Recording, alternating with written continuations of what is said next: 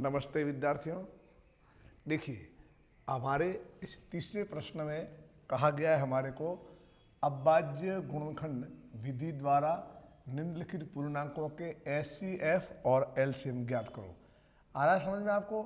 अभी क्या करना है आपको, यहाँ देख सकते हैं आप, यहाँ आपको एक तो एचसीएफ भी ज्ञात करना है और एलसीएम भी।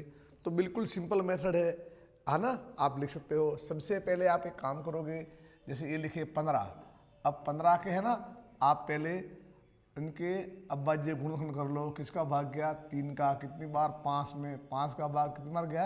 1 बार। ओके, और आपने यहाँ पर लिख दिया, क्या लिख दिया? 15 3 × 5। अब कौन से 12 है ना, 12 को लिख दो आप यूँ। अभी 12 को लिखोगे, 2 का भाग गया। दिख रहा है? देखो स्पष्ट देखना, थोड़ा यहाँ आपको नज़र नहीं आए तो साफ देख लेना। बिल्कुल सरल है, सिंपल मेथड से आप 12 के टुकड़े कर लो। ये लिखा है 12, 12 में 2 का भाग गया कितनी बार? 6 बार। 2 का भाग गया 3 बार। 3 का भाग गया 1 बार, यूँ है ना। अब हम क्या लिखेंगे बच्चों, बोलो? 12 बराबर क्या लिखेंगे? 2 की पावर 2 × 3 की पावर 1। ओके, अब कितने हमारे? 21। तो 21 के भी आप टुकड़े कर लो। अभाज्य गुणनखंड किसका लिखा? 3 का भाग गया 7 बार और 7 का भाग 1 बार। और हम यहाँ लिखेंगे 21 = 3 × 7। क्लियर? यानी जब कभी अपने को एचसीएफ का और एलसीएम का पूछे तो फर्स्ट ऑफ ऑल आप उनके फैक्टर बनाओ। क्या बनाओ? फैक्टर। और फैक्टर भी किस रूप में? अभाज्य गुणनखंडों के गुणनफल के रूप में बना दो। अब आपको देखो, सीधी सी बात है, एचसीएफ लेना है ना। मेरी बात सुनो, एचसीएफ लेने के लिए क्या करेंगे? आप लोगों को यहाँ से एचसीएफ लेने के लिए बस एक ही बात ध्यान रखनी है, और वो यह बात ध्यान रखनी है कि इसमें कौन कॉमन आ रहा है। देखो 3 की पावर 1, 3 की पावर 1, 3 की पावर 1, तो 3 की पावर 1 कॉमन है। मल्टीप्लाई 5 इसमें है, इसमें नहीं है, तो 5 भी नहीं आएगा। और 2 की बात करें तो 2 भी नहीं आएगा। ओनली कौन आया? तो मैं यहाँ लिख सकता हूँ, क्या आया बताओ मेरे को? 3। तो ये हमारा एचसीएफ कितना है? 3 आंसर आया। क्लियर? नहीं मालूम पड़ा तो और एक बार समझ लो आप यूँ। आप देखो इन सब में जैसे आप एक एक फैक्टर को उठाओ। 3 है, 3 की पावर 1 है, 3 की पावर 1 है, 3 की पावर 1 है, तो सब में कॉमन आ जाएगी 3 की पावर 1, तो 3 की पावर 1 कॉमन आ गया। अब मैं फैक्टर 5 की बात करूं, इसमें 5 है, इसमें नहीं है, कोई मतलब नहीं, रहने दो। अब बस बाकी तो कोई कॉमन है ही नहीं, ये आया। अब जब एलसीएम की बात करूं तो उसमें क्या करना? इसमें कोई भी फैक्टर रहेगा नहीं, हर एक फैक्टर आएगा और उसकी जो हाईएस्ट पावर है वो लिखी जाएगी। यहाँ 3 की पावर 1, 3 की पावर 1, 3 की पावर 1, तो 3 की हाईएस्ट पावर कितनी है? 3 की पावर 1 मल्टीप्लाई 5, भले यहाँ नहीं है लेकिन 5 की पावर 1 यहाँ नहीं है, 5 आएगा। अब लिखे 2 की पावर 2, इसमें भले नहीं है लेकिन 2 की पावर 2 आएगा, हाईएस्ट पावर 7 × 7 आया समझ में, है ना। हर एक का मान लिखा अब नहीं हो। 3 की पावर 1 और 5 की बात करो तो 5 की पावर 1 है, 1 लिखा। 2 की पावर हाईएस्ट 2 है और 7 लिखा। अब आप इसको गुणा कर देना है, ना।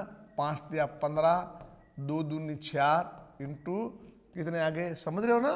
5 दिया 15, 2 दूनी 4 और कितने हो गए? 7। और आराम से गुणा कर सकते हो। 1560 × 7 और 7 संग 42, 420 है ना, वो हमारा आंसर आया। समझ रहे हो? ठीक है। 3 5 दिया 15, 2 दूनी 4, 15 और 60, 420 आंसर आया। क्लियर? इस तरह से अपने को लिखना है। अब मान लो मैं इसी प्रश्न का देखो आगे एक प्रश्न आया है, वो भी देख लो आपको। यो अब क्या पूछ रहा है अपने को? यहाँ पूछ रहा है 17, 23 और 29, है ना। इनका आप एलसीएम और एचसीएफ निकालो। अभी निकालेंगे तो हमारे को तो एक ही काम करना है ना। और वो काम क्या करना बच्चों मालूम है? अपने को यहाँ पर सबसे पहले जब हम हल करेंगे 17 के हम अभाज्य गुणनखंड, किसका भाग गया? 17 का। कितनी बार? 1 बार हो गया। ये 23 है बेटा। अब 23 भी कैसी है? अभाज्य संख्या। किसका जाएगा? 23 का। कितनी बार? 1 बार। अब हमारे पास कौन सी है बोलो बताओ मेरे को? 29। 29 भी कैसी है? अभाज्य है। किसका जाएगा? 29। कितनी बार गया? 1 बार। अब जैसे ज़्यादा पड़ रही है ना तो इनको हम यहाँ तक मिटा सकते हैं। लिख दिया। अब ध्यान दीजिए, अब आप वापस लिख दो यहाँ पर। क्या लिखा हमने? लिखा 17 is equal 17, 23 is equal 23। Okay, और हमने यहाँ लिख दिया 29 इज इक्वल 29। ओके, अब लिखेंगे SCF। SCF में क्या आएगा? इसमें कोई कॉमन नहीं है, तो कोई कॉमन नहीं तो एक का भाग तो सब में जाता है ना, तो SCF आया हमारा 1, ये आया आंसर। अब LCM, जितने भी जो हमारे फैक्टर है उनकी हाईएस्ट पावर लिख दो। 17 पावर 1 तो 17 पावर 1, 23 पावर 1 23 पावर 1 और 29 पावर 1, और जो आपके आंसर आता है ना वो लिख दो। अब आराम से आप 17 और 23 का गुणा कर दो। आप यूँ 7 या 21 हासिल की 2, 17 3 51 इंटू 17 दूनी 34, ये आया 5 351 है ना। 17 3 51 हासिल की 5 39। आगे अब किससे करना है? 29 से गुणा कर दो आप यूँ।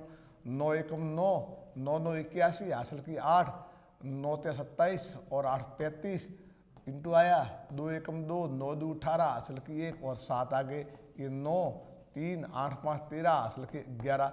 गुणा चेक कर लो, गलती न हो जाए। 9 9 9 81 हासिल की 8, 9 3 27 और 8 35 हो गए। 2 एकम 2 18 हासिल निशान, 9 3 13 11। कितना है बच्चों? 11,339 हमारा आंसर आया। ठीक है, बिल्कुल सरल है, एकदम क्लियर है। समझना है अपने को किस तरह से SCF और उनका LCM लेते हैं। अगले प्रश्न की ओर आ जाइए आप। देखो जैसे ये आया हमारे पास में है ना, कैसे लिखा है? देखो 8 9 25, क्या लेना अपने को? SCF और LCM। तो बिल्कुल ये तो कर ही दोगे ना आप यूँ, है ना, बिल्कुल करना है, कोई बड़ी बात नहीं है। बस अपने को एक ही काम करना है, पहले 8 के टुकड़े 2 का भाग 4 बार, 2 का भाग 2 बार, 2 का भाग 1 बार। हमने लिखा 8 इज इक्वल 2 की पावर 3। अब हमारे पास 9 आए बेटा, तो हमने लिखा 3 की पावर 3 3 1, 9 लिखा हमने 3 की पावर 2। अब हमारे पास 25 लिखा हुआ है, 25 के फैक्टर किए, 5 का भाग 5 बार, 5 का भाग 1 बार, और हमने लिखा 25 इज इक्वल 5 पावर 2। बस अब मैं लिखूंगा SCF। देखो ध्यान दो, कौन कॉमन आ रहा है? या 2 फैक्टर है, या 3 फैक्टर है, या 5 फैक्टर है, कोई कॉमन नहीं आ रहा, तो एक तो है ना, तो एक आया, इज अवर आंसर। अब बात रही बेटा LCM की, हर एक फैक्टर आएगा और इसकी ऊंची से ऊंची घात आएगी। 2 पावर 3, बिल्कुल 2 पावर 3 हाईएस्ट पावर आई, 3 पावर 2 हाईएस्ट पावर आई, 5 पावर 2 5 पावर 2। अब इनको गुणा करो, ये कितना हुआ? 8 और ये 9 और ये 25।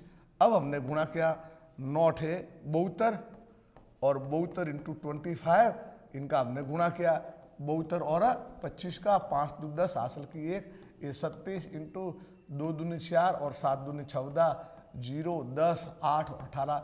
एक बार चेक कर लो, है ना, 27 32, हाँ बिल्कुल, ये हमारा आया 1800। ये अपना क्या है? आंसर आया है। समझ में आ रहा है? इस तरह से अपने को करना है। क्लियर? ठीक, चले आगे, चलिए।